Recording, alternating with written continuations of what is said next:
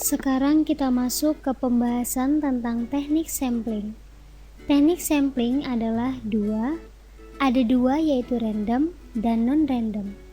Tetapi untuk pembahasan di SMA, yang kita bahas hanyalah sistem sampling random. Random dibagi menjadi 3, yang pertama random, yang kedua adalah random stratified atau stratifikasi. Yang ketiga adalah random cluster. Apa itu random? Contohnya pada sebuah dadu yang memiliki 6 sisi. Yang dinamakan random bukanlah tidak jelas, melainkan setiap sisinya memiliki kesempatan yang sama, sehingga 1:6. Sehingga jika random adalah setiap subjek penelitiannya, jika diteliti orangnya memiliki kesempatan yang sama. Misalnya 7 juta laki-laki pada video sebelumnya memiliki kesempatan yang sama, kita tidak lebih memilih yang satu atau yang dua, atau artinya tidak ada yang kita prioritaskan. Inilah definisi dari random, yaitu memiliki kesempatan yang sama. Misalnya kita main permainan di PlayStation atau PS. Ada 12 karakter pada permainan tersebut. Lalu apa hubungannya dengan random? Yaitu setiap karakter dari permainan tersebut memiliki kesempatan yang sama untuk kita pilih. Jadi untuk random misalnya semua laki-laki di Jakarta yang berjumlah 7 juta orang ini memiliki kesempatan yang sama. Kita harus mengetahui semua laki-laki di Jakarta, atau kita harus mengetahui data semua laki-laki di Jakarta. Bagaimana caranya? Yaitu kita cari tahu dengan meminta ke kelurahan, wali kota, atau bahkan gubernur untuk mengetahui data semua laki-laki di Jakarta.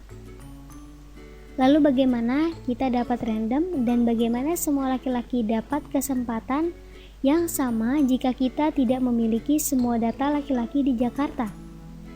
Dan jika datanya hanya sebagian, itu tidak dikatakan random karena ada sebagian laki-laki yang tidak memiliki kesempatan untuk kita pilih. Jadi jika untuk random, data keseluruhan harus kita dapatkan, kemudian kita pilih laki-laki tersebut dengan cara. Misalnya seperti pada arisan, yaitu menggulung nama satu persatu, atau kita pilih sesuai dengan angka urutan genap. Inilah yang dimaksud dengan random.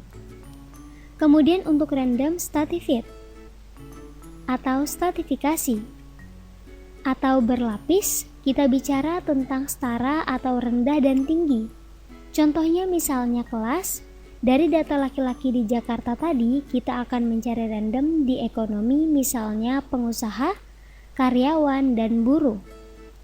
Kita mencari tahu siapa saja dari ke-7 juta laki-laki yang berada di Jakarta yang termasuk pengusaha, karyawan, dan buruh.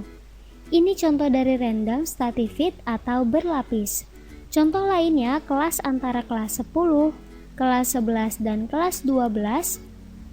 Lalu untuk klaster adalah diferensiasi atau kelompok. Misalnya kita kelompokkan berdasarkan sukunya. Data laki-laki tadi kita kelompokkan berdasarkan suku Jawa, suku Sunda, Padang, Bali, dan Cina. Atau contoh lainnya kita mengelompokkan laki-laki di Jakarta berdasarkan kabupatennya. Misalnya Kepulauan Seribu, Jakarta Utara, Jakarta Timur, Jakarta Barat, Jakarta Selatan, dan Jakarta Pusat. Pembagian seperti ini disebut dengan diferensiasi atau klaster.